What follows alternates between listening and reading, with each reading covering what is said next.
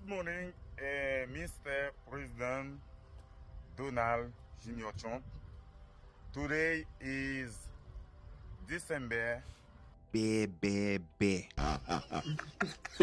25, 2025. And this he go to hand. We are going starting a new year 2026. Bon, mes amis, Tigedi ap fin tue moun net. Bon, nan video sa vin pote ti koreksyon.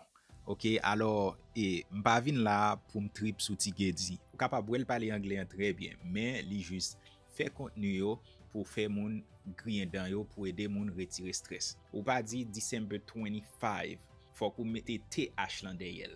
Lap vini December 25th. December 25th. And it's 2025, not 20,025. Si e premier décembre, wap di December 1st. December 1st. Si e 2 décembre, wap di December 2nd. December 2nd. Si e 3 décembre, wap di December 3rd. December 3rd.